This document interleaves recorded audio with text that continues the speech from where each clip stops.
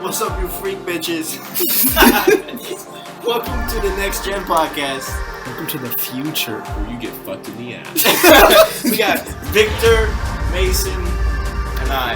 Who are you? Who are you? Come on. This is KB, and welcome to our podcast. Yes, where we talk about technology, sacrifices, self-development, androids, anything in the future of technology. Anything. Drugs, steroids. Weed.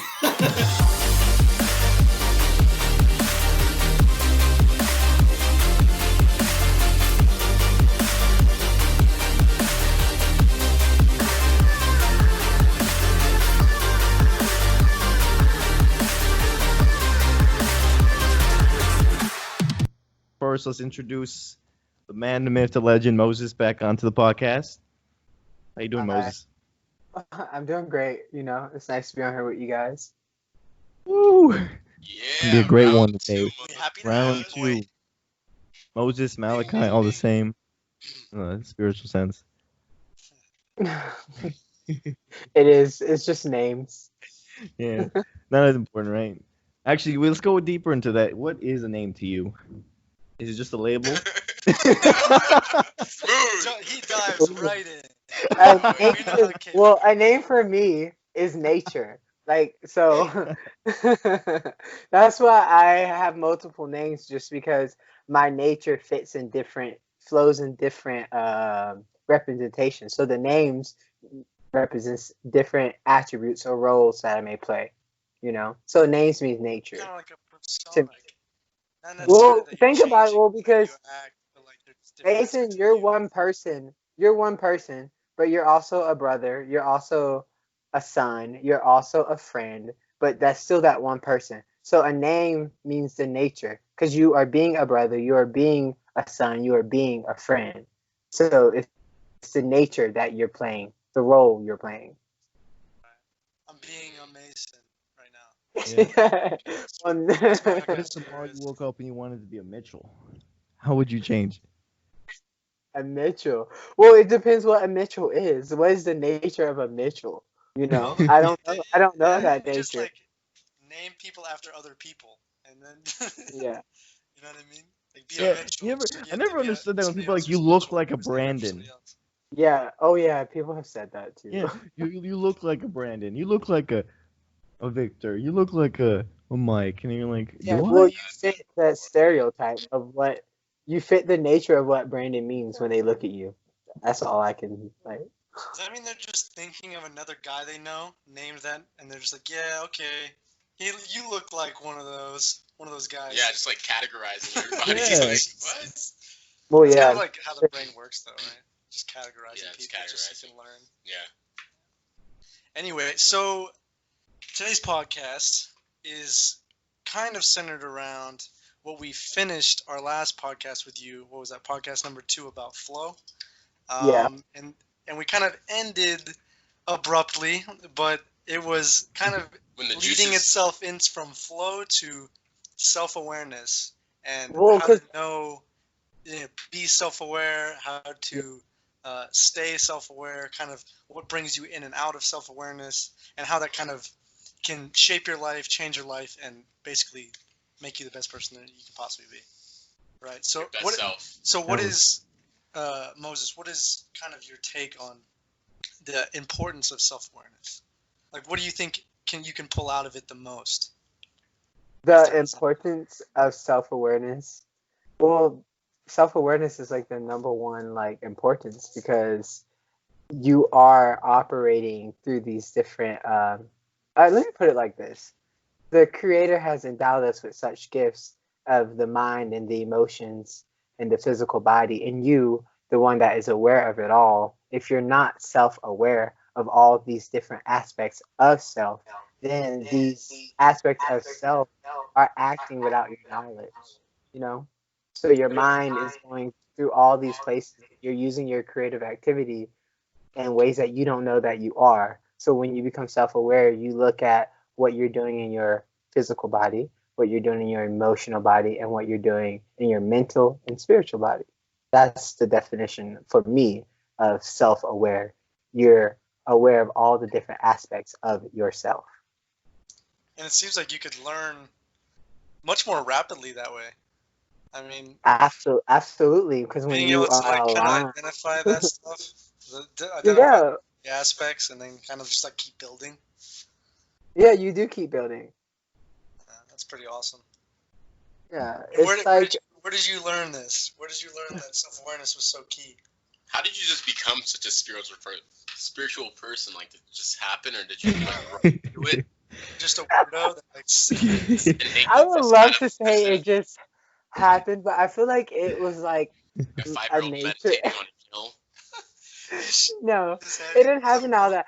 Honestly, it came from those moments that are like that weren't so great. Those moments that are like sandpaper. Because sandpaper polishes. So it was from painful moments that I learned to tap my my true sense. It was not. So most people think like spirituality and things like that is all sunshine and rainbows, but it's not at all. Sometimes you have to go through the valley to understand the peaks and to enjoy the peaks.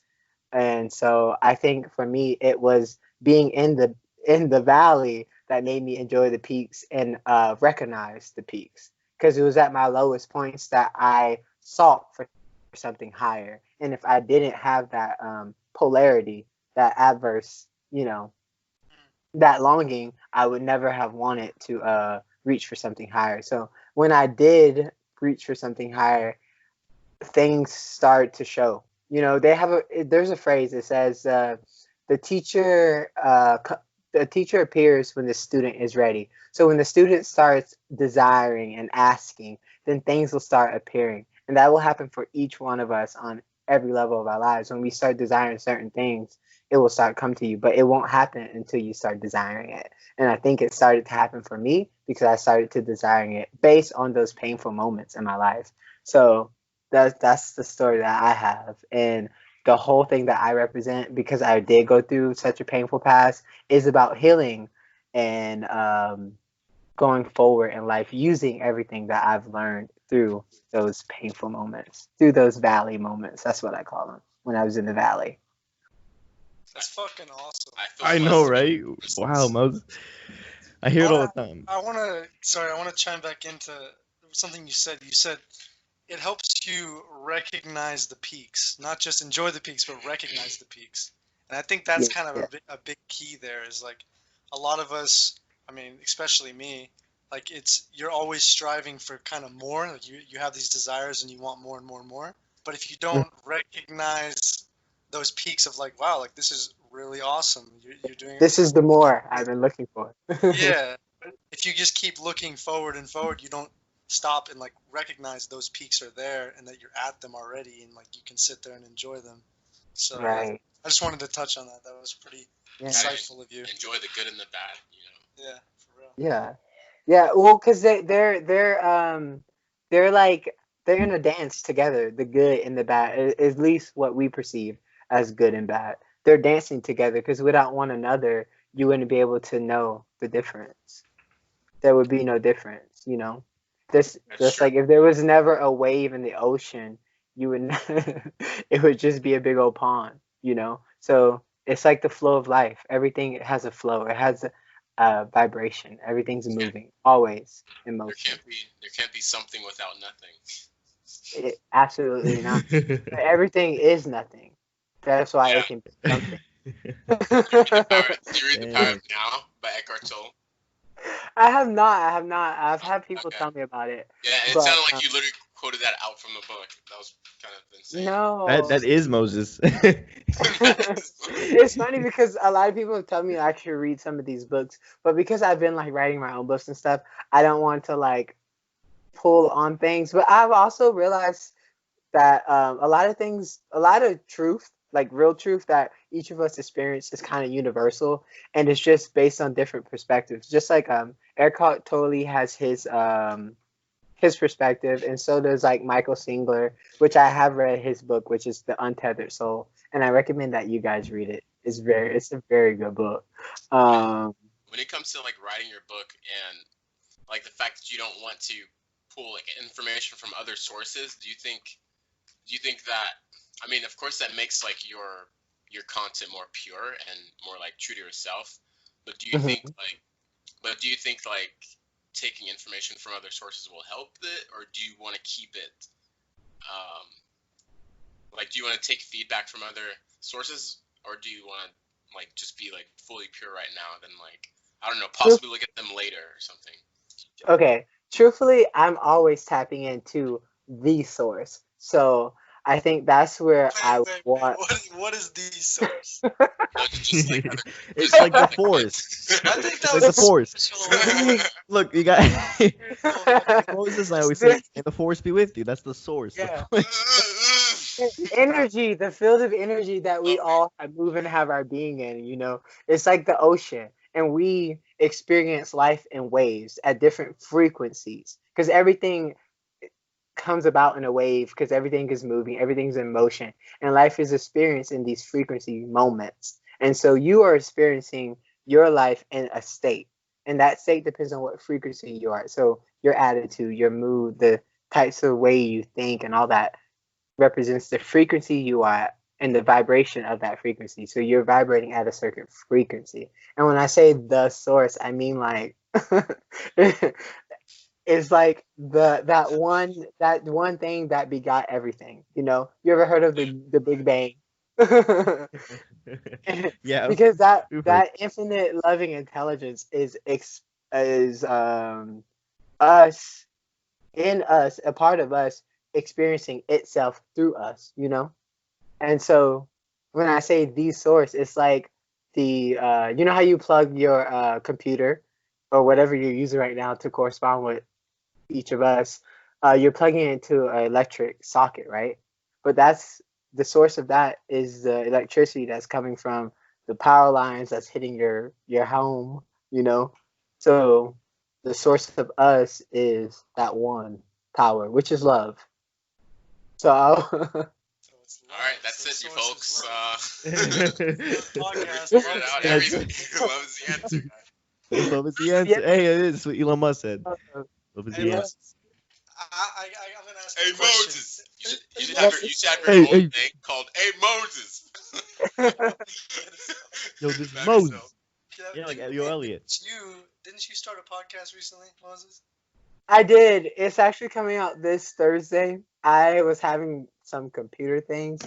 So literally, one of my computers broke. So I used one I wasn't using. We figured that out. Yeah. We understand you're not good with this. It's not that I'm not good. It's that I haven't been required to use One the of the computer valleys. One of the mountains.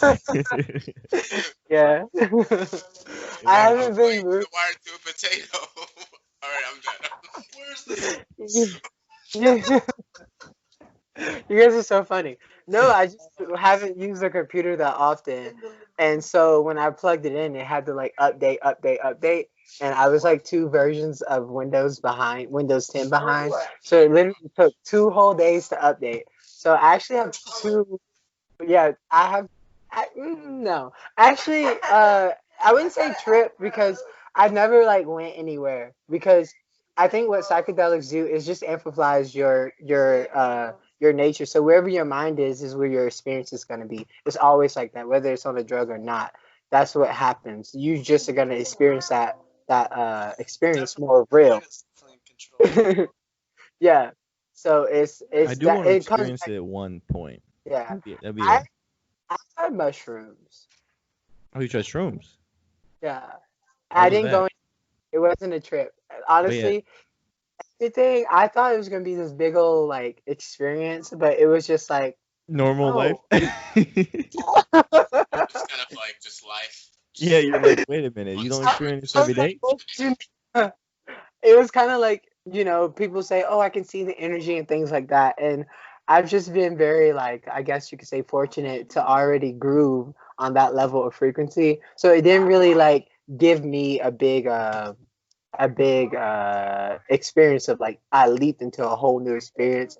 I just felt a lot more. It was like I was feeling like so much love, and it was kind of overwhelming. Yeah, that's a huge part of it. Like your emotions are very like intensified. Yeah. Actually, I think you feel the energy, you feel the vibes with everybody, and it's kind of up to you to choose whether you're gonna vibe with them are gonna get locked in your head and go down whatever path you want to go down. I think we should tell the listeners about your story, Mason, when you were on LSD. Yeah. No. Okay.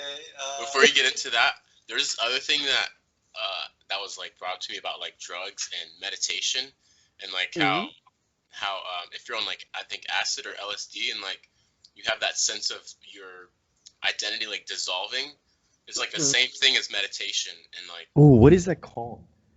It is. Dang. It's like, you mean when you're coming into like unity consciousness? Your ego and your identity just dissolves. Yeah, you're coming into unity consciousness. Yeah, exactly. You know, because everything is one. Everything is love. You don't know how to talk. How you don't know how to talk? And that static got loud. No, but I mean, I don't want to take the whole. I could sit there and try to talk about this experience this whole time, but Yeah. basically, so I've done it twice now because I needed to experience it again after the first one kind of went astray. Yeah. The first one was just kind of like didn't really want to do it, but I had some friends over and there was like two kids I didn't really know, but they were here, and we're all just gonna do it. So I was like, okay, everybody else is doing it. I'm gonna give it a shot. I'd done it once before, so actually I've done it 3 times. And the other time I did it, I was already like drunk as hell, and it was in the middle of the night, and it was kind of like a blur. It was a lot of fun. I had a good time, but this other time, and the more and more I think about it, the more and more it makes sense that like everything was great, everything was peaking, everything was awesome. I was vibing with everybody, and then we went on this trampoline outside. We all sat in a circle, and somebody pulled out a blunt, and we were just gonna pass the blunt around, smoke the blunt, hang out, have a good time. And everything went bad on the trampoline. It was weird. It was like we were passing energy around to each other, and it was just kind of like, all right, you have it. All right, now you have it. But nobody wanted to like hold the energy, so it was kind of just like getting passed around. It got kind of weird, and then like awkward moments that weren't really awkward. You knew they weren't awkward. Were becoming more awkward, and then it was just like, I don't know, man, and it just kind of spiraled out of control. So then everyone kind of spiraled into their own thing. Everyone's kind of doing their thing, and then some people grouped up with each other, and I just like went deep in my head, and I got very self-conscious. I felt bad. I felt like I was ruining people's time, and then I just got even worse, and it was like, oh my gosh, I'm a bad person, and like it just kept going deeper and deeper and deeper, and it got to a point where it was like I didn't know what reality was anymore. Wait. I was like this because I felt like I was living in these loops of like reality starting over and over and over and over, and I was like, I had lived it so many times. I knew what the end goal was, or the end like result was always going to be me feeling bad. So I was like, it just kept getting worse and worse and worse, and I was like, I saw Victor, and I don't know. You can probably tell them more what I was acting like, but I used him as like my source of like soberness because everybody else around he was your life raft. And so I was like, Victor, please, like, this is gonna end, right? Like, I'm not really like gonna think like this forever, but I promise you, I convinced myself that it was not going to end, and because I could not unthink thoughts. I'm like, I've thought these thoughts, I've understood them. This is life forever. And I could not get over that point. It was insane. When you say you went deep, like deep what, in your head, in your thoughts, and all negative? Yeah, like it was very. I was just judging the shit out of myself. Like hardcore, like you were a shitty person. You were going through every little moment in your life, being like, "Oh my god, why did I do that? Oh my god, this person was right about me." Like, well, then that kind it was all like spurred from like what was happening. So like if someone talked to me and I said something to them, I would instantly think that what I said to them wasn't the right thing. Yeah. Feelings or something. And so you were over analyzing the moment. Like you were. Everything. Yeah. Based on what perceptions though? So what was the perception you were operating out of? The perception I was operating out of. Yeah. So every interaction that you were having, you said like it felt like you were like doing something wrong, so to speak, and you were being hypercritical of yourself. So for you to see that this was your perception of yourself, that this is what I was doing. So you were so every like it's like a filter. Every interaction you were seeing it from that filter. Yeah, exactly. And Yeah. and I had learned from, sorry to interrupt. So and I had learned because I wanted to do it again. The instant it ended, I knew how horrible it was. But when it ended, a couple hours later, I realized like, okay, I'm just tripping balls right now. Like this is not real. Like I'm not really like this kind of person. And I could see outside of that filter. I knew if I were to do this again, I have complete control over that situation. Like I am in control of putting that filter on and what I'm going to see and experience. So when I did it next time, it was like I had this perception of like from the beginning, this is going to be pretty crazy. I'm going to see some weird shit. I'm going to have some crazy conversation. I'm going to have some weird feelings, but it's going to be great and I'm going to enjoy it. And I did all the way through, like the best experience. But it took that really deep valley, like you were talking about, for me to understand, like, okay, I put myself in that situation. I was the reason I went down that rabbit hole, and I'm not gonna do it again. That's, you know what I mean? That's like the weird. That's like the weird thing about like LSD or just like these like psychedelic drugs. In general, yeah. They like take your like true essence or like what you're actually feeling that you're moment. afraid. Yeah, that you're afraid to like actually express, whether you like feel it or not, and like multiply that by like a million, and you just go so.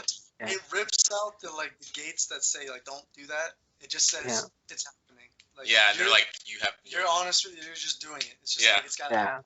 Just like cleaning out the guts, bro. And they have like it's like they have no remorse for like what you actually want to do. They're like, fuck you, we're going down. It's just like you can't stop. Yeah, you literally can't. Like once it goes, it's like it's over. It's going.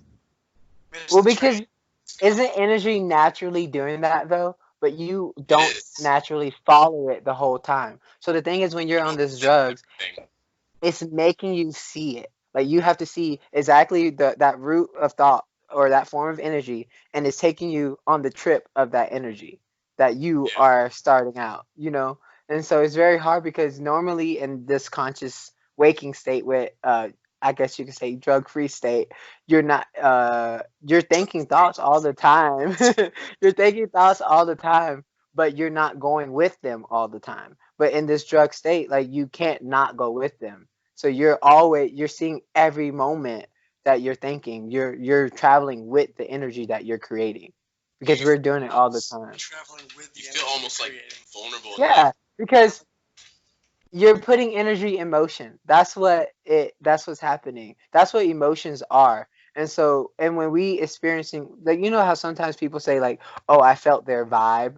What you're feeling is your thought form of their thought that they put into motion, their energy in motion. Yeah.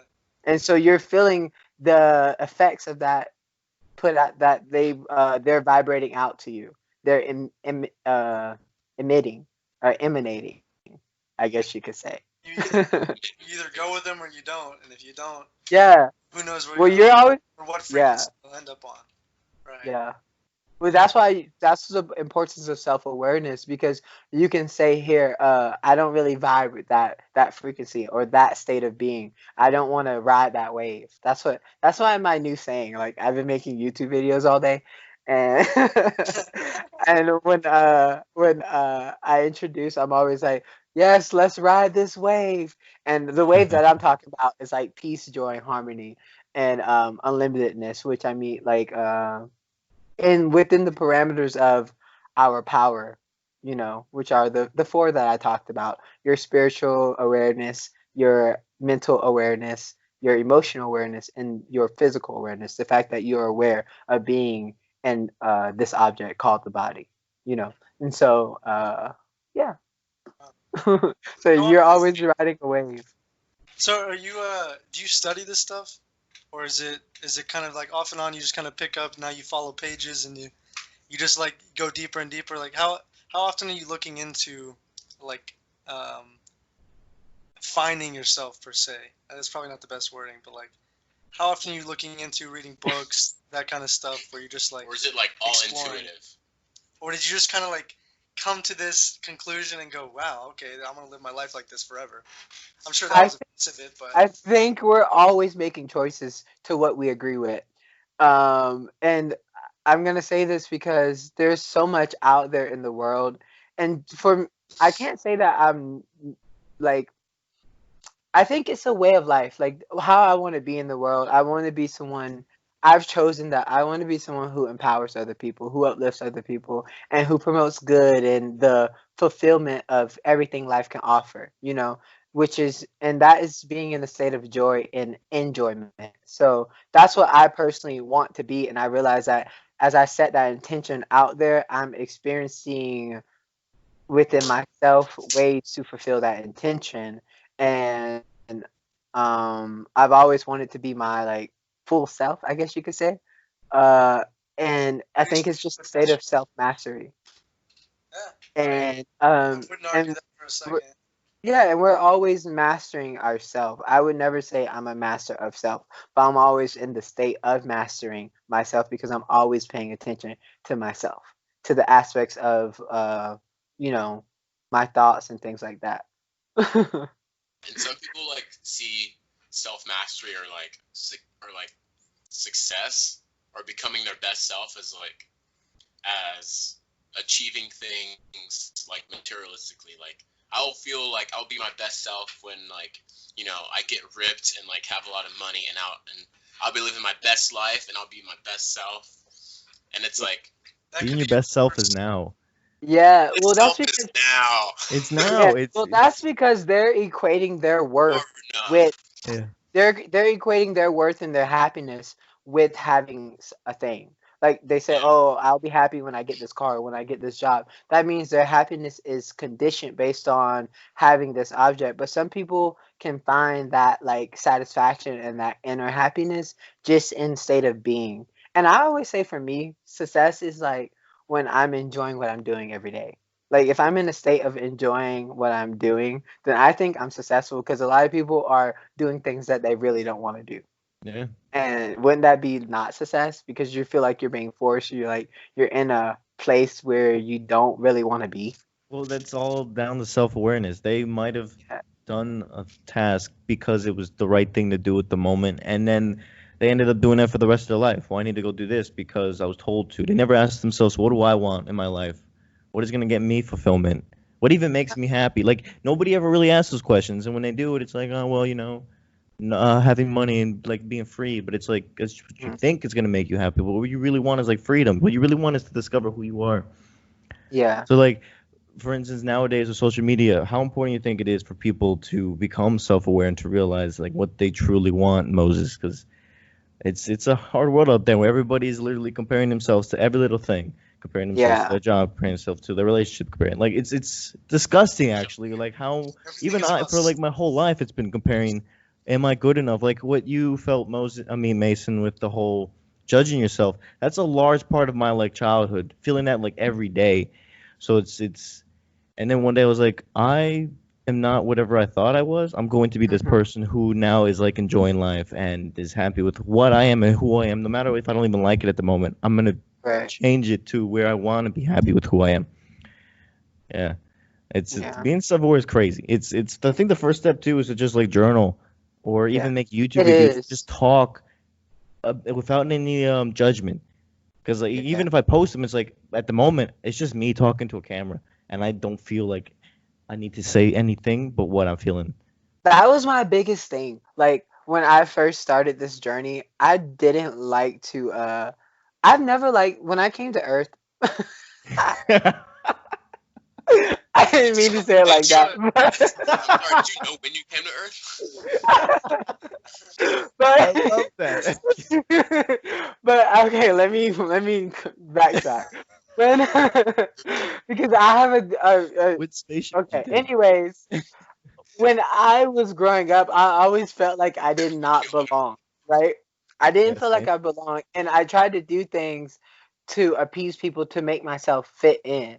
And then I realized that as I got older and a little more like within myself, I was like, I don't need to please anyone to be satisfied with myself. And if no one else accepts me, then I just have to set my own standard. But we live in a society that tells you to follow the mold, that tells you that, like, the whole celebrity thing is like that. It's like specialness. And if you don't have something special about you, no one's gonna look at you, and no one's gonna, if you're not doing what the masses are doing, no one's gonna, you know, play along with you. And that's what people want. That's what we want. We want to socialize. We want to be with other people, and most of all, we want to feel needed and appreciated.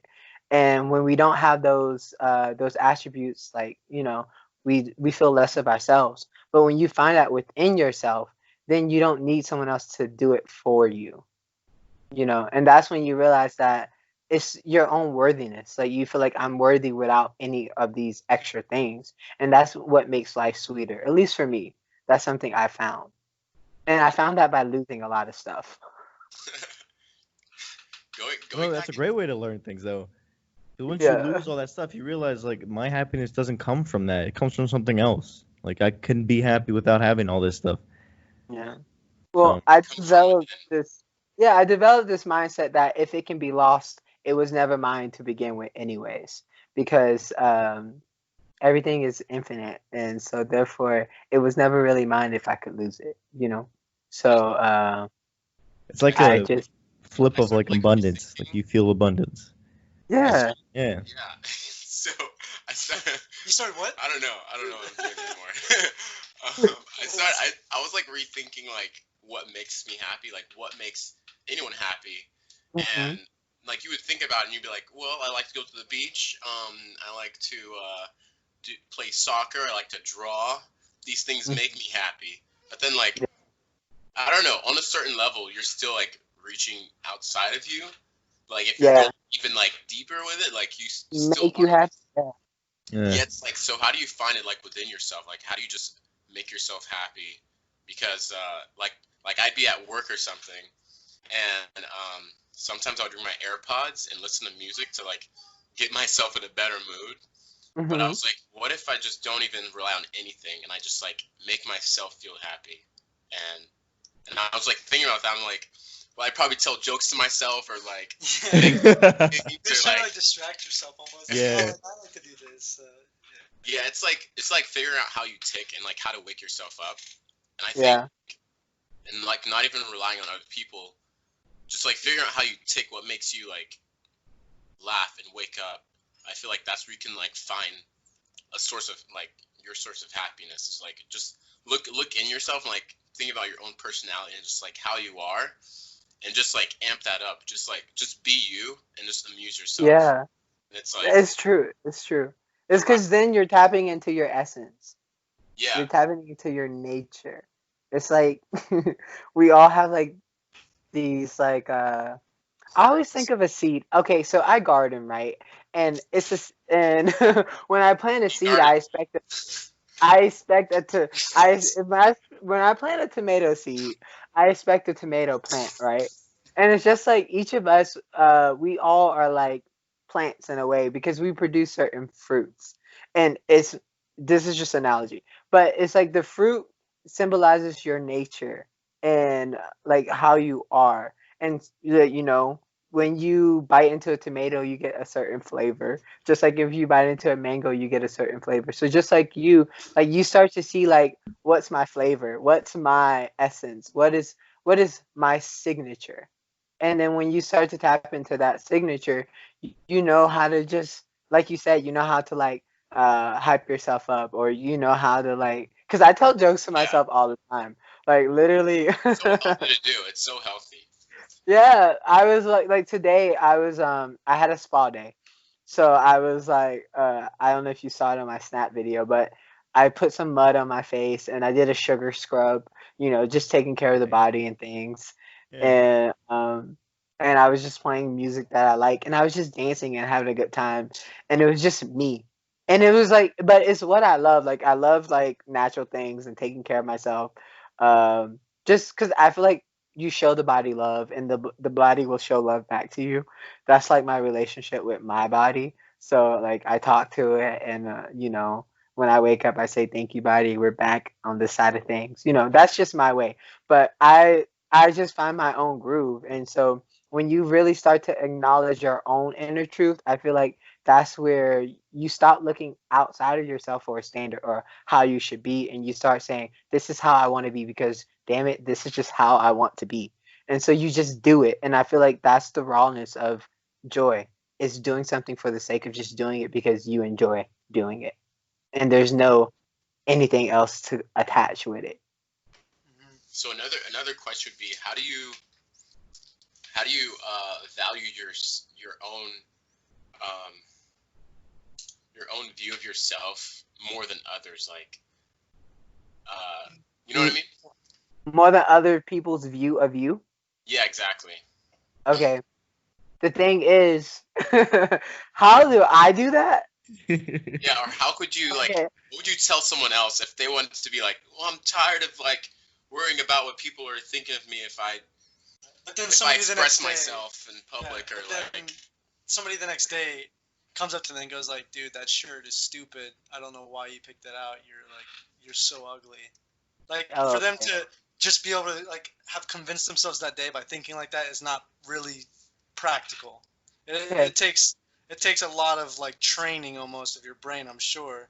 But like, what are those steps you can take, or almost like a little do list? Like, if you do this every day, if you start doing this, you'll kind of grow into it, and then eventually, when he says that, you just kind of like and walk away.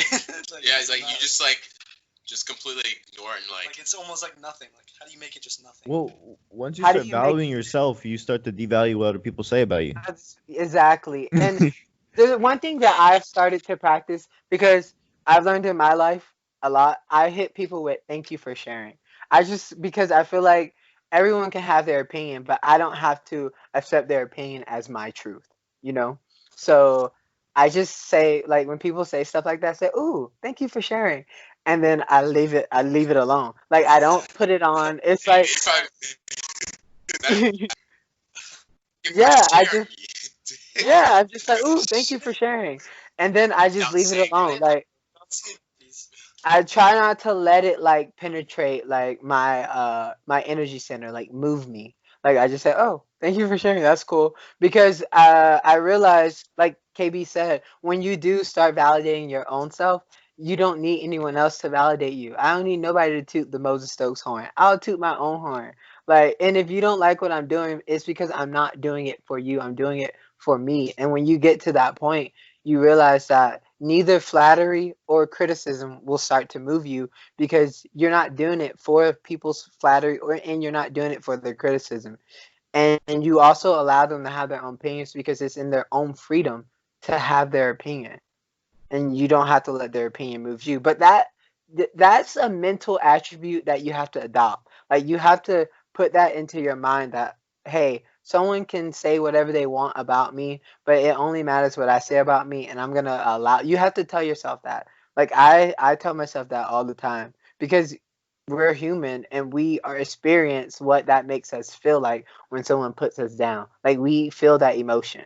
Like, it's, but you start to learn how to look at your emotions and say, this is what this brought up in me, and then you allow yourself to look at that but not let it move you. And that's how you let things go, when you let the emotion flow out of you, because it brought some, like I say this to KB all the time, that we are teachers of one another. And when someone does something that kind of like brings up your junk, that emotional energy that you've been holding and dragging along with you, that means it's time for you to let it go. And so when they bring up something that brings that negative energy out of you, it's time for you to acknowledge it and become lighter. And when you do that, each time you're going through this stage of life, you will get lighter and lighter, and eventually things like that won't bother you, because you've learned to let go.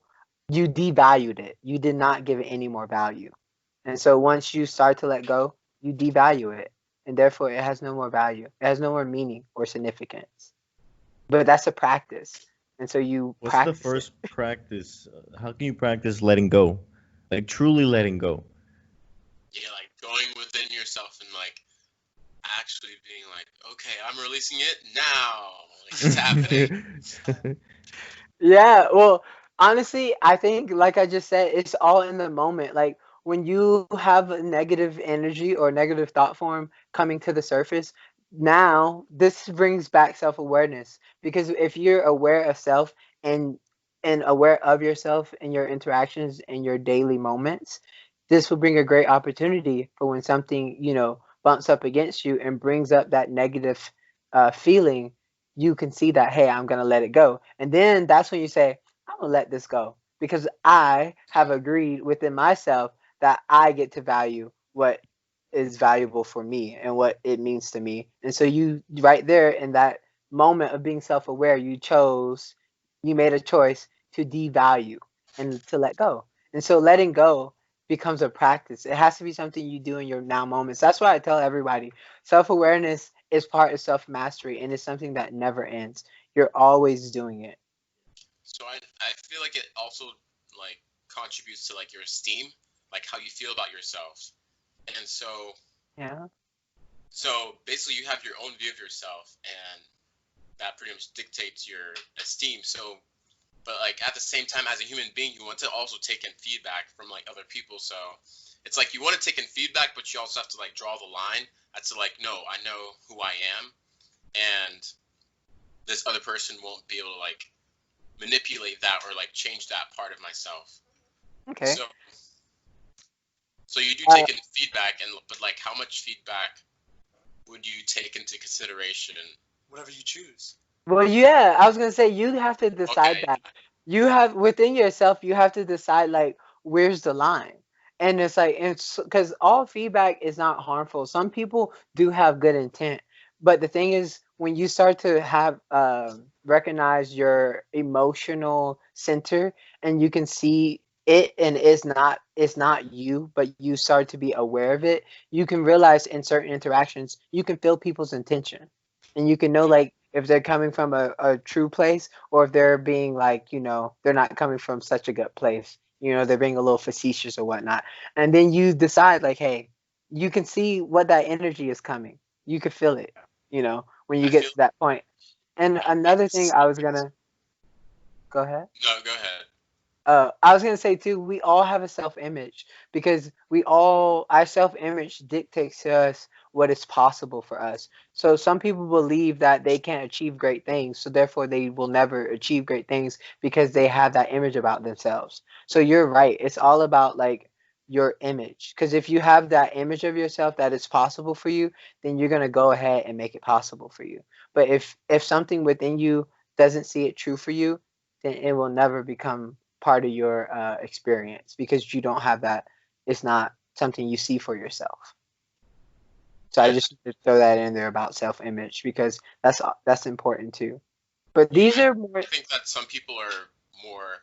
I feel like certain people are attached to their negative attributes, or like they even put these negative features uh, to themselves, and then like when someone presents something that kind of goes along with that frame, they would like grab onto that and like believe it, even if that Yeah. person is like malicious or like has bad Because intentions. you already have Yeah. that negative mindset, so Yeah. therefore you're Right. Frustrated. It's accepting actually. it because it's like, oh well, it's true, I am Yeah. not attractive Oh, or whatever the I hell it is. Yeah. fucking knew it. Yeah.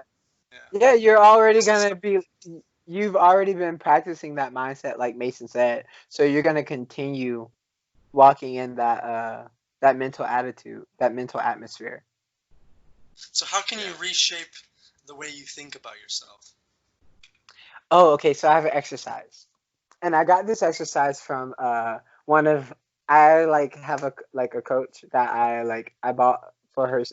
I bought a speaking class by her, and we did this exercise, and it was so beautiful. Her name's Lisa Nichols, and so she took out a sheet of paper, and on the sheet of paper, she wrote down every limiting belief that will interfere with you achieving your greatness. So whether it be like people said that I'm not good enough, or I feel that I need this in order to succeed, and you write down all those negative limiting beliefs, and I think it was like 10 sheets of paper. At least I had a lot of pieces of paper, but because you skip lines too. You skip lines because over the years, like so many people from your your family and school and so many different interactions, you started to agree with the things that they said and they became your identity. So you start undoing this. You write down, you spend some time with yourself and you write down all these beliefs, these negative limiting beliefs. Okay, now you're done. You wrote down like maybe over 45 different things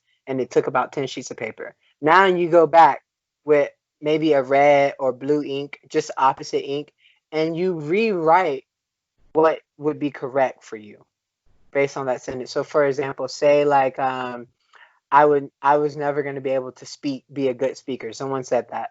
And so now you write on the next line right below that, I it is possible for me to become a great speaker and to succeed in my speaking endeavors, right? And then when you go through and correct all the mis beliefs that you took in, now you start practicing these new beliefs, and you do it every morning before you wake up in the mirror, and then that's how you start to Like I can just picture that being like so empowering for some people, for anybody really. I mean, even you in your state right now, you could always think of things that limit you, or at least like beliefs that hold you back, or maybe they even if you're a positive guy, you have these negative feelings that you just kind of like you're strong enough to like keep down or keep away. The real question, are those your thoughts? Or like, because like sometimes you might be thinking, oh, I'm not gonna do good because I'm not, and then you think to yourself, did I really believe that about myself, or is that what someone told me like down the road, and then now I'm coming back as their thought in my head, being like, well, most people aren't gonna make it, or they said I wasn't gonna make it, so maybe I won't, and then it's like, get all that out of your head, just like go for it. It's a thought it's a thought you agree with, so therefore it became yours because you started to practice it.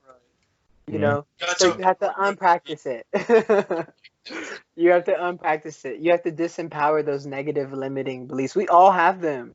Like everyone, I don't like every person who started to master their stuff, from the master Jesus down to Buddha to Lao Tzu, everyone had to look within themselves, all the way to Rumi, had to look within themselves and to see the walls that they built up against the love for themselves.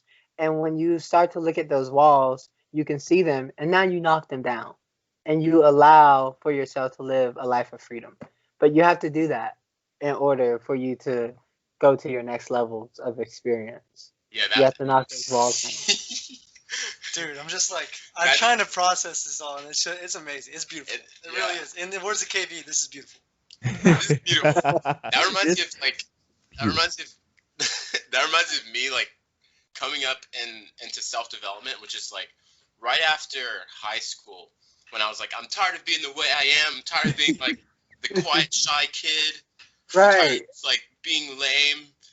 And like right after high school, my friend, he introduced me to like this guy who would like go talk to girls and stuff, and like. Well, who is Julian? Person, or is that YouTube? Was it Julian? He had like this forum, so he had like this forum about like dating and like the art of like picking up girls and stuff. Oh, I think I heard about that. And then there's like all these other like YouTube channels of like guys with like. But who was it? Like do Which like one was pickup it? lines and stuff. Just walk out and talk to any girl. Yeah, there's like. Yeah. And there's this YouTube channel called like Simple Pickup of these guys that would like dress up as like weird characters, like Pokemon characters, and like or something like I catch you or something. And so like I saw this and like my mind was blown because I did not know I literally did not know it was possible to talk to a stranger. Like it was such a physical like limiting belief for me. Mm-hmm. And I was like, and it kind of like going through this whole journey with like discovering myself and like learning what I fear and like going after those fears. I heard like another quote. It was like your freedom lies beyond your fear, or like go towards your fear is basically like a compass. Yeah, it's literally like a compass that tells you where you should go. Yeah, outside of your comfort zone. Yeah. Fear is just a wall that you don't want to break down. Yeah. Yeah, exactly. You gotta break it down. There that you needed to face, like within yourself once you pass that, and then like So like friends would see me from high school and they're like, "You're an absolutely completely different person. Like you've grown so much." And I'm like, "Yeah, I know." You're welcome. Yeah, it's because you started to make a choice. Who you allowed yourself to be in that moment wasn't aligning to who you wanted to be, and so you started to make a new choice. And that's what we're talking about. So you became aware that who you were is not who you wanted to be, and so you started to align yourself to who you wanted to be. And that's what self-awareness is all about. Realizing like what is my intention for my life and what experience I want to have, and who do I need to be to rise to that experience. And so you start to realize like it all lies within. Like people used to say that like everything you need is within, and I used to think like why does they keep saying that? And then I started to realize like wow, that's the truth. It's the truth. It's like dang, that is the truth. Like once I changed my own beliefs and started making new choices, I started to feel different. And when I started to feel different, I started to act different. And that is what changed everything, because you started to act different, because action is what moves everything, puts things into motion. Wait, so Victor, the Yeah. moment you saw that it was possible, did you like go out that next day or that day? Dude, I went out like the first day that like he brought this up to me. Like we literally went to a mall. We literally went to a mall, Regency. People who live in Jacksonville, you know what Regency is, the Regency Mall. Yes. This is when like there was decent amount of people there. Like it was like decent. Yeah. And he was like, "All right, so what we're gonna do is like he literally like trained me. He didn't know himself either. Like he was doing it for probably like a month before I did. But you guys had each other to kind of like go do it, dude. Go do it. Yeah. Like, he's like, "All right, take the phone and put it on like put it on like the contacts page and just like hand it to her." Just hand it to her on the contact page. So like I just went up to the girl at the kiosk and like I just handed it to her. And she was just like, "What is this?" She kind of like laughed about it, and I don't think she did put her number in it, but like just that whole like action taking and like going for that figure and breaking through it was like so reinvigorating. But not only that, you started to believe that it's possible, and you believe in yourself. My mind was like rewiring. Like belief is so powerful. Ooh, that's a good word. Rewiring. Yeah. Rewiring. Neural connection was just. Yeah, you built a new. Yeah, you built a neural pathway of possibility. Like because it wasn't so much that hey, okay, if she gave me the number, but I think sometimes like when we're gonna do something, we have such like. We predict the outcome, and the outcome is what makes us shrink because we think it's going to be so bad. And then when you realize, hey, I didn't like fall into a puddle of pieces, I was okay. So, and then that gave you the confidence and courage to like, hey, I'm gonna try it again. I'm gonna do it. And then now you're where you are because you took the first step, and that's important. Yeah. To break that barrier. You like build that momentum, that can be very powerful. That'd be very powerful. Can't be like stopped. You literally can't be stopped. Like I was literally like running around like it was crazy. Doing it to every girl there was. I was literally like. No, dude, I went on the same journey too. Yeah, he did too. KB went on the same journey as me. Yeah, we started watching the same people. RSD, shout out. Changed our lives. Yeah. And it's a balding ginger. These are like if you want to get all weird about it, it's like a cold leader. I know who you're talking about. Yeah, fucking RSD Tyler. Yeah. I think I showed you like. No. I didn't. No. Okay. I used to watch like how to. My roommate showed me these videos. Strange like girls. Yeah. How to make conversation. Yeah. Julian, dude, I fucking love Julian. It is Julian. That's why I said when you said that name, I was like Julian. My roommate showed me these videos because I was always a reserved guy. He goes and he'll pick up some hot chicks. Yeah. He's like the ugliest. He just like knows the psychology. Like, yeah, Tyler. Oh, dude, he's a balding ginger now. He picks up chicks. So it doesn't matter. But it's so deep. Like that whole like journey of like talking to people goes so much deeper. Like, and it gives you like the art of communication. Is very important. It gives you like an insight of like your personality and even just presence. Like, gives you a more in-depth understanding of presence. Because like because like when you like if you did go out somewhere and like let's say you saw someone you wanted to talk to and you sit there and you contemplate like what should I say or like what should I do, it almost like takes the magic out of the situation, and it also takes the magic out of who you are. Like you'll come up with something, you like build this front because you have that moment of like thinking like what should I say, like maybe I should say this, and you like come up with like these like different fronts to like cover up like what you're actually trying to do. So like it's insane how their practice is to just go right in, like don't think of anything, just go in, just like do it in the moment, and it'll just have that realness. Yeah. That also beats the anxiety. Like, you know, when you go up to someone and you're like, what do I need to say? It's just like, or you start overthinking it, so you don't even do it at one point. No, just go. Right. Just go. Just do whatever. It also takes away your willpower, too. Yeah, and then once you do the first one, you're good for the rest until you go in your head again. Like, you're good. You have this, like, power. That's why you gotta keep doing it. Yeah. You just gotta do it. Well, that goes back to our last podcast. You missed out, Moses. This would play in perfectly. We were talking about, like, entrepreneurship. And for the people on the podcast that like wanna have all these like entrepreneurial dreams, and they want to do this, they want to go talk to that company or like advertise, but they're just scared. They're like, oh well, if I do that, like people are gonna think of me differently. And this plays right into that. You know what I mean? It does. It plays into every part of your life because there's always this apprehension when you're going to a new level, and it's like I've never done this before, and then so you start trying to compare yourself to people or to situations that have already been like this or have already done it, and that's when you start to mess up. So you have to like respect your uniqueness and just come up with a plan, because if you're an entrepreneur, you kind of do need a plan, because people who are going to invest in whatever you got going on, they want to see that you have a vision. So as long as you have a vision, it doesn't mean like it's going to go down to the T, but you do need to have like a vision, because I think that's important. Because if you don't know where you're going, like, you gotta know where you're going. But that's true. So you just have to like take that leap. Mm-hmm. Life is full of leaps. I'm the biggest about taking leaps. Yeah. It's crazy because like you go through all this like contemplating whether you should go in or not, and then like let's say you do go in, like you muster up the courage. It's literally the same. Like it's like, and it might be even worse by waiting it out. Mm-hmm. It's literally the same. All you did was just waste time. It's all you did. Yeah. Eric Thomas says you might have put your stuff 3, 4, 5 years back waiting. He always said, like, I listened to his like. You had 5 years of hustling.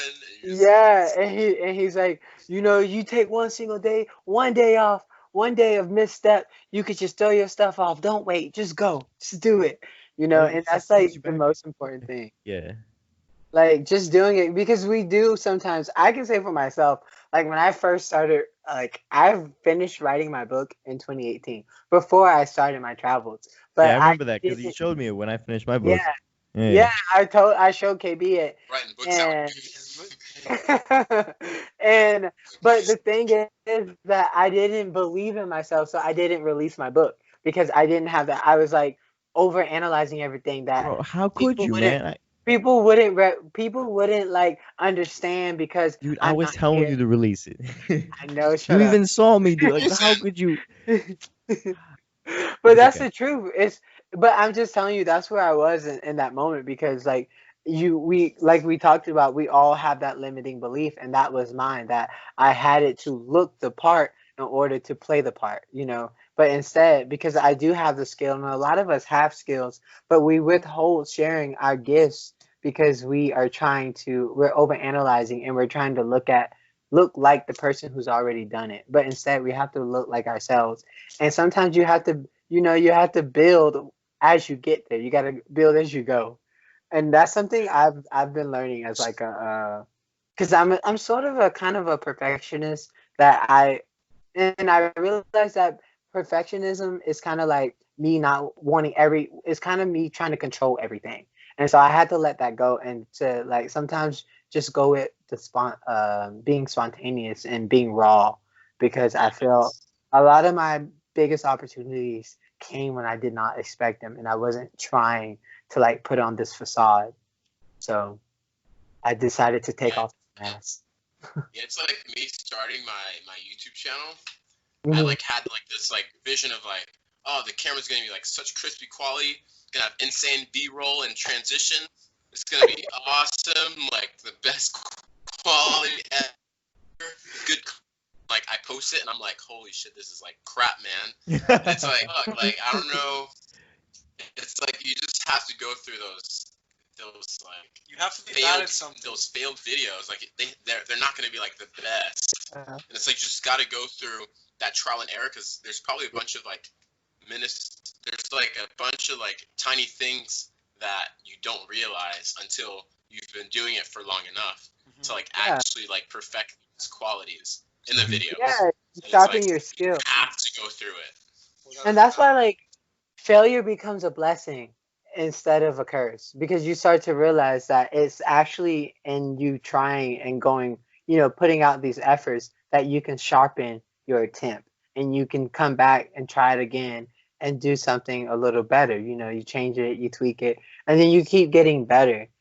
And I feel like that's what, because if we did it right the first time, I feel like all the fun would be sucked out of it. But it's a journey that really excites us. It's the highs and the lows. It's that roller coaster action. Because if the roller coaster didn't like twist you and throw you and take you upside down, it wouldn't be that thrilling. And it scares you when you want to ride it, but at the end of the day, you're like, wow, that was awesome when you get off of it and you want to do it again, but you still have that same fear. And that's how life starts to be. Like, it's like, I'm gonna go for these loops and these and in the valley and the trenches, but when I reach the peak, it's gonna be that much sweeter because I went through all of this other stuff, and you're gonna just enjoy it a lot more. Yeah, that really challenges what's bad and what's good, because it's like, man, just like breaking through something, just like going after your fear and coming out the other side, that's just so reinvigorating that it's like, was that even bad, man? It's like, yeah, fuck, I did it. Well, they say fear is false evidence appearing real, and There you go. Yeah, false evidence yeah, appearing real. yeah, It's and like, when you realize, when you shatter that illusion, it's like, wow, oh my gosh, I was letting that hold me back the whole time, and it was nothing. Like, yeah, literally nothing. Yeah. Like, it's literally just like, You see it as nothing. like a puff in the, like it's not. It's literally nothing. It's like imaginary anxieties. Yeah. It's like hiding Yeah. in a cloud. You're like, oh my god, it's so white. And It's You so- made it real. So real. Yeah. not even trying to like fulfill it at all. Yeah. Yeah, you create make it real. Yeah. real. And that brings us back to self-awareness. Like, you have to realize that, like, sometimes, like, you're like playing devil's advocate for your limiting beliefs. And that's when fear really comes up. And you have to just learn to be like a conqueror. Like, I'm gonna conquer this fear. I'm gonna move past it. And I'm gonna go forward having a little fear. And yes, things are gonna like occur that may not feel that great, but I start to remind myself that, hey, I'm just being polished. I'm just turning into a diamond, Yeah. Yeah. Sure makes them diamonds. Yeah, you gotta be ready for the cuts. Just simple things. You can't be afraid of things that like you're afraid of. But you can't be Yeah. afraid of things you're afraid of. It's like, it's weird. It's like you can fear them. It's like you deserve your own right to fear things. You deserve your But right don't to let it like, hurt be afraid, Yeah. but that shouldn't stop you from actually doing it. you. Right. That's so It's true. okay to be afraid. Yeah, definitely be afraid. But if you're So then only how do afraid you because you're overcome scared that of the fear? outcome. So what do you say to people in the moment of them having fear? Like, how do I'm they move bad at past that. the fear? I'm bad Like- at telling someone who's afraid of something to like. I can hype them up all Just- day, and I'll be like, "Just do it, man. Like, trust me, it'll be way better if you just do it. I promise." They don't believe you. They don't care. Like, they're in this like zone of Yeah. like, "I'm afraid. Leave me alone. Like, I don't want to do it no more." And like, they'll just shut down. So tell me, what were you gonna say? You said you're gonna ask us what we would do. Yeah. Yeah, I'm It's, asking. it's almost like they want to see proof, not promises. Like, I think Yeah. that's the only like consistent thing I've seen is like they want to see someone else do it. I think that's just the human condition now. It's like you just Yeah. want to get see believed. someone else do it before you do it. But it takes courage to do something that you've never seen anyone else do. I think that person has to go through a lot of pain to realize. You have to go through a lot of pain. Go through that moment where they're like, I don't want to feel that way anymore. I don't want my life to be this way anymore. I don't care how afraid I am. I'm gonna do it. And that's kind of unfortunate though, but that's life. Life will put you in the pressure cooker and say, okay, I'm gonna get the goods out of you no matter what. And that's just our. Go ahead. So this was kind of what happened to me. Where there came a point where I was just like, "Fuck! Like I hate this. Like I don't want to be this way anymore." And then just ever since then, like I was like, "No, I'm not gonna feel this way. I'm gonna go out there. I'm gonna freaking do everything that scares me because I know that it's gonna make me feel better at the end of it. It's gonna make me be the person I want to be at the end of it." But it only happened after like a day of being like the worst day of my life, going like, "Fuck! I'm not gonna let that happen again." That's kind of like for me, like when I was going through my entire life, but it came to a point where I accepted it, and so I was gonna do it for the rest of my life until I discovered that it was possible. And so it's like I needed that glimmer of light to see that it was actually possible. Mm-hmm. Otherwise, I wasn't gonna try it at all. But then when I saw it, I was like, "Whoa!" Yeah. And like it like brought out something in me, and I was like, "I have to do this." It also keeps you going because you're like, I've seen it done before. I'm gonna do it. Like it's even now, like when I do certain things, I'm like, I listen from people who've done it. So you can tell me all you want how it's not possible, how it's just crazy, or you just it can't be done. And I'm like, yeah, but other people have done it, so I believe that I can do it. And even if it doesn't happen, it's the belief in myself. I've destroyed all limiting beliefs there, and I say I'm just going.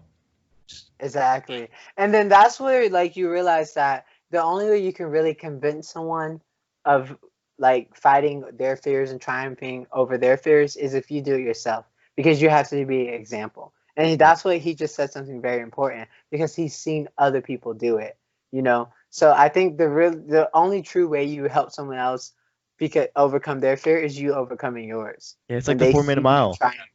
Yeah. You ever heard that? That video where it was that like once one person broke the 4-minute route, everyone else started to do it. Yeah, for years nobody broke it, and then one day it happened, and then like the next couple months, just thousands of people were breaking the 4-minute mile. Just because that's literally how I broke my 5-minute mile, because I used to run track, and there's this guy who's really fast, Jonathan. He would always do get really close, and then he started breaking it like 4:40, 4:35, and I was like, I can get that low if he can get low. And then I ran like a 4:52, and I was so excited. That's also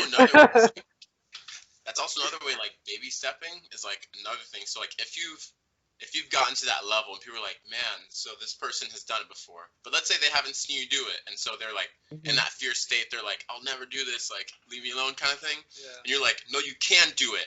Watch this, or like even take them and like coerce them into baby stepping and like, okay, try this little thing. Yeah. They try it, they get like some success. All right, try this thing and like a little bit bigger, and like be a teacher. Yeah, be a teacher, like guide them into this. That's kind of what I was gonna say. That's the way you can really do it, is being an example. Yeah, like be that light, be that energy. And you know how it's done, so you like know everything they've been through to get that. You're like, man, I've been there too, man, and this is what I did. But like to be honest, the people that we look up to is the people that like we relate to in a way of like, okay, you went through this shit too, and look at you now. Like I see, like your idols, people like you really admire. It's like you admire them because they were in a similar situation as you were in, and you see, and you kind of see yourself in them, and you're like, if they could do it, like without a doubt, I could do it. Yeah. Because he's literally telling me I could do it, and if he did it, he knows what it takes to do it, and if he's telling me I can do it, then like, let's fucking go. Nobody's cut from a different cloth. Yeah. There's nothing one man can do that another man can't. Yeah, well, because we all. Why are you saying it like that? Yeah, we all come from the source, guys. We all come from the source. Yeah, but like every word. But someone's like, enjoy every word. Just like enjoy it. It's just like bask in the glory of every word you say. Oh my god. And that's like have fun, like talking, and just like having. I've had someone tell me that too, like. Even like with food, like have you ever just sat to enjoy every bite, like to experience like every little bite of what you're eating? Oh, it's a good time. I don't slow down. That is like I need fuel so I can keep going. I need to stop. Food for me is like It's like, Really? Oh no, because I love food. I love I don't cooking. like cooking. I'm not a big cooking guy. Oh. So when I You're eat, breaking KB's heart, man. Yeah, KB loves to cook. KB loves to cook. I know. But Mason, I'm with you too. Like times, especially if you're trying to like bulk or like when you're like in the gym, sometimes you just eat to eat. You're not eating because you want to enjoy the food. You're eating because you just need to eat. Like the body needs the food. Finish eating. Yeah. Have energy. Continue. Food. Yeah, working out's different. Working out, you see food as like just like you just see it. No, nutrition. Yeah. Yeah. Because this Carbs. Go to the gym. Gains. Deplete this many. I'm gonna eat this. Take the energy from it. Work out more. And then inject steroids. What? I don't do that. Okay. But I stopped. No, I'm clearly not big enough to be doing steroids. But no, what I was gonna say though is I kind of picture this whole like this life in general is kind of like you're on this line to begin with. You know that Cube Runner game? You know Cube Runner? You know what I'm talking about? Where you like you start in this world and then you're just going and there's a bunch of cubes in the way and you have to steer around them and like you gotta kind of follow the track, but you can go infinitely in the right direction or like infinitely in the left direction, but like you can kind of choose where you want to go. Yeah. But if you stay central, it's much easier to just avoid the obstacles and stay like centered on what you're trying to do, which is go forward. But like I feel like a lot of people, including all of us, but like when you see a block in front of you and you have this fear, whatever it is, like it's standing in the way of like what you are interested in at least. Maybe it's not what you want to do, but you want to at least explore it. You got this fear, whatever it is, the block, and instead of just like either trying to bust through it or like steer around it real quick and keep going, people just like take a hard right, and they're like, nope, I'm not doing that. That's not what I'm gonna do because I'm too afraid. And then you're just like take off another direction, and then it takes so much correcting to kind of come back to like where you began and where you knew you needed to be in the first place. And eventually you're gonna have to bust through that barrier anyway. So it's like, why don't you just do it now? Yeah. Just fucking bust through there, get to the other side. If it hurts, it's only going to hurt for a small snippet of time. It's better than wasting your time on all the other shit you just veered off to go do that you knew you didn't really want to do, but you got roped to anyway. So just do it. Just do it, man. Stop wasting time. Go for your fear, man. It's also like fear is nothing. It's just yourself saying. So the CEO of Games.TV said something cool one day. He was like, so most people like do what is easy now, and then they'll end up having a hard life. But if you do what's hard now, you end up having an easier life. Yeah. Like working out, it's hard. So, but if you do it now, then you'll be healthier and you'll live a longer life, or things will be easier for you to do because you're strong. But like you're healthy, then that means later on in life you'll won't have to worry that much about like disease or sickness or stuff. It's like just do what is hard at this moment, because then you'll have an easier life. Yeah. We got the energy now. You were young, man. Yeah. I know when I'm 40, I'm gonna want to like relax by a pool and just like hang out. You want to work less, you know? I don't want to like maybe keep going for it all the time. At least you just right now I do. Energy. Yeah, exactly. Yeah. Got that energy now. We can afford to sleep like 4 hours if we wanted to. It's shitty sometimes. Sleep's very important. Don't get me wrong. Yeah. Sometimes I'm like, fuck. Sleep's very important, honestly. Well, how much sleep do you think you need? Whatever my body. Whenever sleep I need, so that I don't like fall asleep while working. Yeah. That's pretty much it. So if that's 3 hours, then I'm fucking Just do like an independent variable. Like, okay, this night I'm gonna sleep for 4 hours. This one 5, 6, 7, 8, 9. See like the best. That happens for me. I think when I get a good 4.5, I can survive on that. Yeah. But like weekly, you could do that. Like, how long could you do 4.5 hours? Sure. My body would get used to it because when I was in college, I would do that. I wouldn't get no sleep but I chose that life because I decided to do a major. That was like I've been there, 180 credit hours, and so I did extra. My major was bigger than normal, so I chose that life. So I would be up until like 4 in the morning and then go to sleep and then have an 8 a.m. class. So. No, but I like what you were saying with the Cube Runner game, like with the obstacles in front of you. So like you try to avoid them, but what if the obstacle in front of you is the way? You know that book, The Obstacle is the Way? I love that. It's like turning all your the subtitle for that is turning all your trials into triumph. It's basically just like taking what you think is the wrong like choice and turning it into what actually is the choice, what is the path. And you should read that book actually if you haven't. The Obstacles Away. It's like such a great book. It literally after reading that book, you're like everything in my life is possible, and anything that I thought was bad is actually what needed to happen. And I view it the same way. Because I started to view obstacles as an opportunity to utilize my imagination.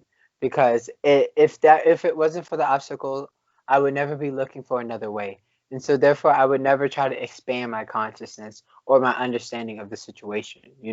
So I think it's just sometimes obstacles are the opportunity to make you reach a little deeper, dig a little deeper.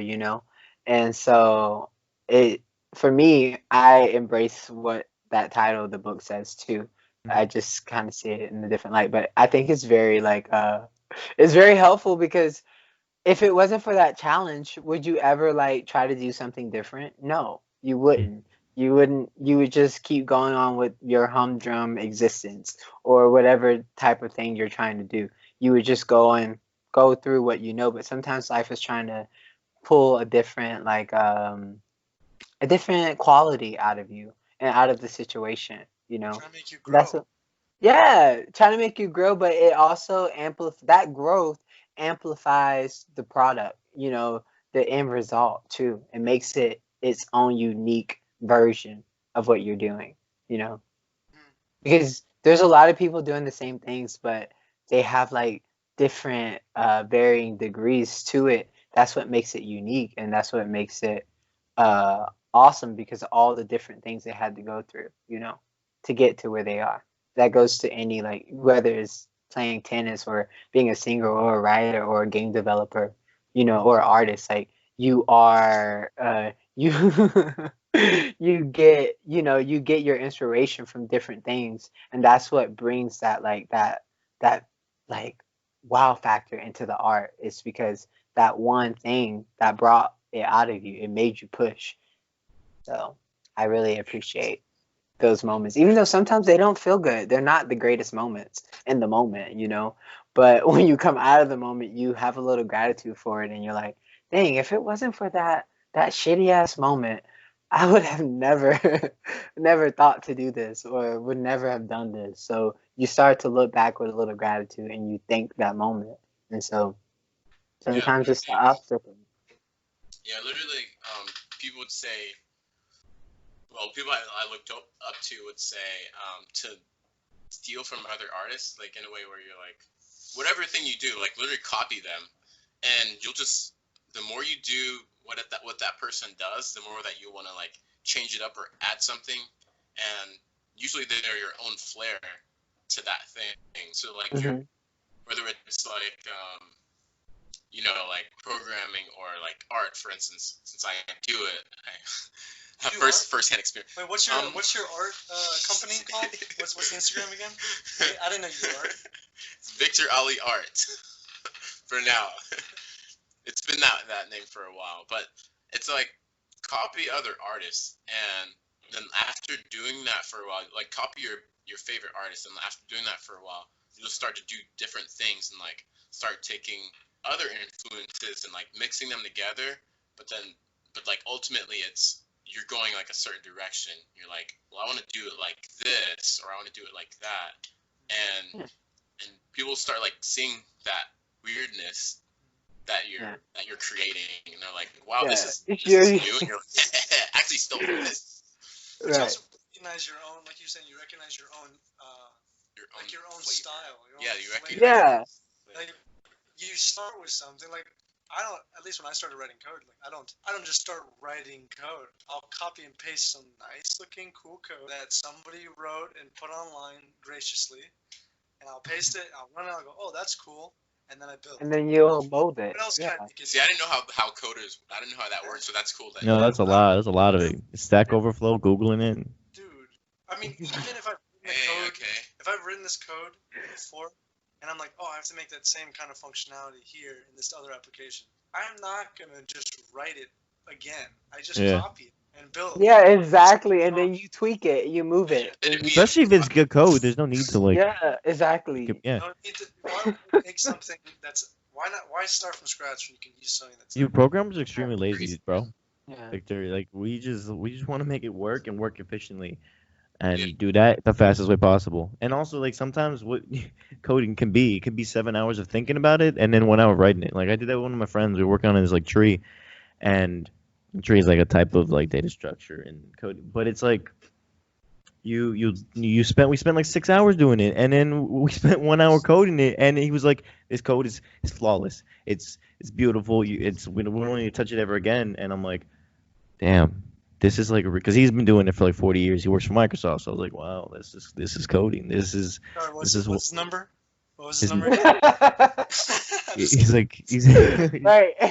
but yeah, it's like what the fuck, like, damn." That's how you do it. That's how you engineer coding. Because it's all about solving a problem and trying to do it in a way, engineer it in a way where it's gonna work.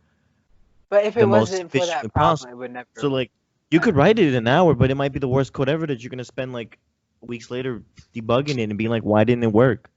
And then you just so it's like So when you put in some code, like and use different like programs, is Python or is that just okay? So those are different languages. It's like life. Yeah, it is a different You can language. speak different languages, but they all pretty much do the same thing. If you know the fundamentals, you can pretty much write in all different styles. You just have to learn that style at the moment.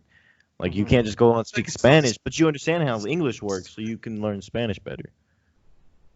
So when you code it, so when you write the code, and then it like codes, and then it like performs it, but actually I sound so ignorant right now. I love it though. So codes.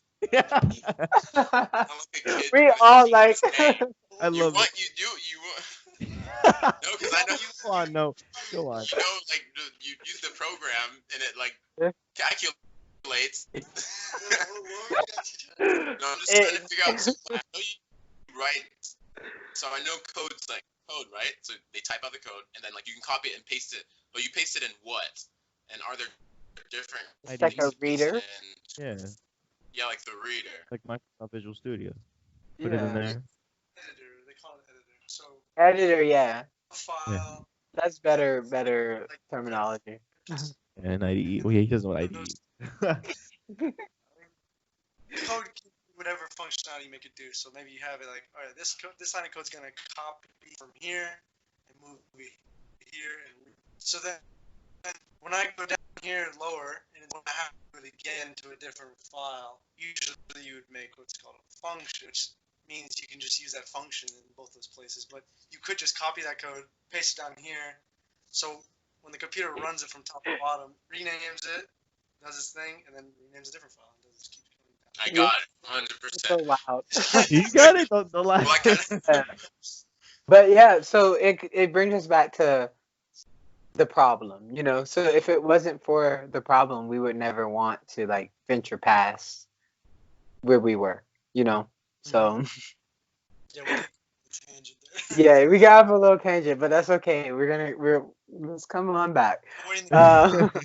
So in your own life, KB, what are some problems that you felt that like if it wasn't for the problem, you would not have reached a level of self-awareness that you are right now? KB, he doesn't ask the questions. You don't have to answer that. We're interviewing him. Really? No, I like that question. So you're basically saying like, what problems have I had, and then because of that problem, it led to where I am now. Yeah, it brought you to a new level of self-awareness. Let's see. Like seeing yourself. And Mason, why can't I ask questions? What? No, it's just a joke. No, I know. I was giving you some time, Kate. I was giving you some time to formulate your answer. You get 3, so you've used 2 now. So just remember. We're counting. I love it. All right, so let's go way back. So one of the problems in my life was feeling like uncomfortable and shy about things. So any opportunity I had, I said I'm gonna do what's uncomfortable.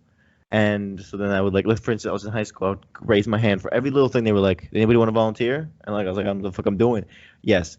The school dance. They were like, "Who wants to come up here and dance to YMCA?" And I was like, "Fuck it, I'm gonna do it." So I was up there going like YMCA with like hundreds of kids up there, and I was like, usually I'm afraid of those things, but like because I was starting to do them, I realized that all this is fun. So like I want to do it more. And now you got me who's like fucking bubbling, be like, "Hey, like let's go fucking do this and that because it's fun." It's and that was my problem. I didn't want to do things. I was afraid of everything.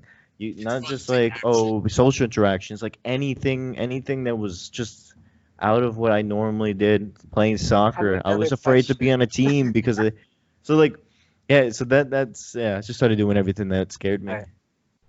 Good. Yeah, it reminds me when I first like did like it was like a talent show. And I like sung in front of like hundreds of people. Oh God! Like No, this you happened. didn't. Remembering, like this is a time when I was like, "Fuck it, I'm gonna do everything I can," and I was like, just like you, like doing everything I was uncomfortable, and I was like one of them. Like I was like doing talent shows and shit, and like at this point, like I would do it, but back then I was more driven to do it than I am now. Oh and no! I was like singing my fucking heart out. It was. I wish I saw that. Dude, it was like it wasn't bad. Travel That to is- some country Dude, I heard you and say- sleep in the freaking floor. No, dude, that was beautiful. Motivates you. Yeah, it does motivate you. Yeah, Yeah. you like see those moments and you're like, I can do it then and I can do it now. And Mhm. also it broadens your perspective of the world. So yeah, Victor, go travel to like Egypt and sleep in the airport for a day, and then Oh my like God. survive with like a couple It dollars. Actually, you was can probably so survive cool. yeah. That But like sounds lit. you realize that like it's not as hard as you think to do certain things, and like Mhm. for instance traveling, you're like, Yeah. oh my Before God, our that's trip, scary. everyone told us that like how dangerous it was. Yeah, gonna that's all I be. ever heard. Like you want to die, don't you? And I was like, Yeah, that's what they told me. They were like, Always "You're wanted- meant Yeah, like especially Egypt, because Egypt has like you don't know how you're feeling with Egypt sometimes. But I went there and they loved Egypt, I'm just not feeling it. Americans, and actually to be honest, all the people guarding the pyramid, I would say guarding because they freaking wouldn't let me go through until the next day. But they were wearing like Yankee hats and they looked like New Yorkers, and then they were like, you're definitely Yeah, Egyptian. you picked Winnie. Yeah. Oh, it was crazy though. Like there was so many people who you're just like, what are you doing? Like remember Moses? There's just people in the streets, and you're like, who are you? You're not the police. Like telling me I can't go to see the pyramid. I'm just walking up here. Yeah. They just wanted us to These take people, part in Yankey like hats and their Yankee tourist t-shirts. attractions. Yeah, to being like, you can't go here. I'm like, who says? Yeah. And It actually, was- to it be was honest, the a whole cool trip time. made me like hardened, so I didn't give a like. I remember I was keep walking, and Moses, you were like, they won't let us go, and I was like, we're going in. We're going in. So like if care you if just they had start that shooting. conviction and just went in, they wouldn't do anything. Well, no, at one point they actually got in front of me, and I think they were like, "You can't come. We're closed." I was like, "I just want to see the pyramid. I know you're closed." I told KB, I was like, we can just come back the next day. But to be honest, to be fair, we went through a lot, like, to get to that. Because we were in this car ride for literally, like... It was the tour guy who became our server. Yeah, but when we took the taxi, it took us, like, almost, like, a whole hour to get to that because side it of town. was in traffic. Yeah. Literally, we got out of the car and we walked faster than the taxi was Yeah. driving. We even told him, right? I was like, we're good. Let's go. Let's get off. here." Yeah, we just got out and started walking because the car went nowhere, and all you This hear traffic's insane in Egypt. They don't follow rules there. How Yeah. urbanized is it? I mean, it's like Have it's like skyscrapers and shit or no? it's a city. No, they have skyscrapers, but the problem is there's no order. So like Yeah. you can hate America all you want, but they have everything is in order in place where it's supposed to be. And Egypt, they have 3-lane roads, but there's 5 lanes, and there is no such thing as a stop like light. There is. You just- it just go. people just run right across. Yeah, and you just and there's You also said no order. What's going there's on? no You're saying U.S. has order. yeah U.S. has Oh, order. You okay. like things happen and you're like okay Well, we're for the supposed to most stop. part. We're supposed to do this. In Egypt, it's like if everybody said fuck the police, we're just gonna do whatever we want. So and not kill each other, but you never know. But no, like when it comes to street rules, nobody follows anything. They don't. I mean, they'll stop at stoplights, maybe because they don't want to die. But like stop signs, nobody cares. Crossing the street, nobody gives. Like people will run, and I've seen someone almost get hit. Like nobody cares about anything. So like after being in Egypt for a while, like I just cross the street like whatever. But we got to like Greece and people were stopping at the stoplights. I'm like, what are you doing? Just cross the street. Who cares? But I'm like, oh yeah, we have to have order. Like we have to have. I might get pulled over, or like. It changes your frame of But mind. it's crazy. If you go to Egypt, you're like, why are people stopping? Just go. There's nobody there. But then you realize like you might get in trouble. But like, I don't know. It's just a different place. The whole like everywhere you go is different. Even Morocco too is different. And like, it's crazy. There was a square in Morocco where there's nothing. It's just a square. You can walk. Then at nighttime, I don't know, between 6 and 7, it happens so fast. It's like 100 restaurants, and I don't know how they do it. Yeah. It's insane. Like, do you ever watch them do it? Oh, you mean like the square has like a bunch of They'll like make a market. shops? Pop-up market. So Yeah, it's a fast, pop-up and they market. have so much food. I don't know how they do it. I've never seen it. I've only seen the tents and then the market. I've never seen them actually put it up. I don't know if you were out when they did it, Moses, but like I missed it because it happens so fast. It's like I don't understand. It's magic to me.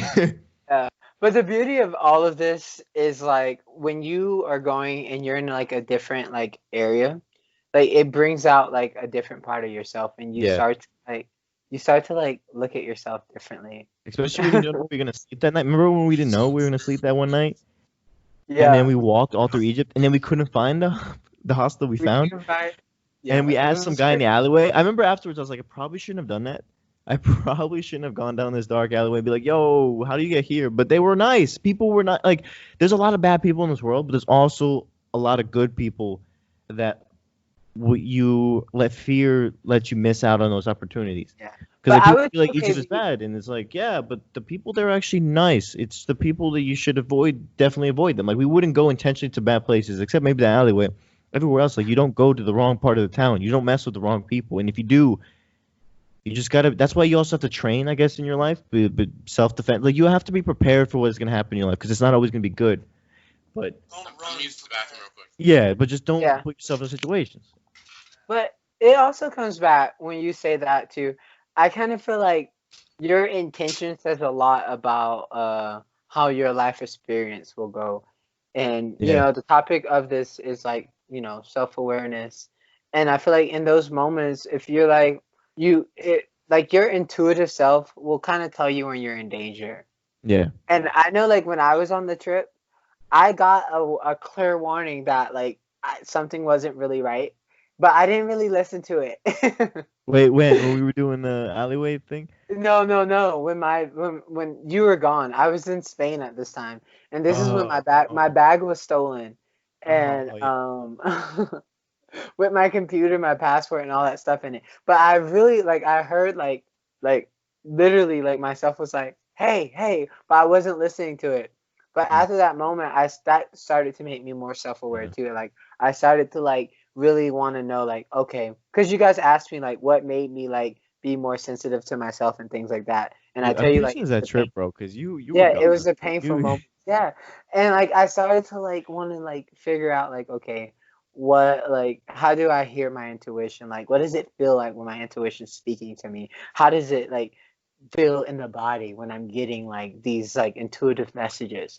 And I remember like when the situation happened with my bag, I remember how I felt, and I was like, okay, so I need to start listening to myself when myself is like giving me the signal. I need to like understand what that is, because our like I say a higher self, you know, your God self, however you want to say it, the universe, but it's always like, you know, your subconscious self is always like sending you messages, and your intuition, and we call that intuition and things like that.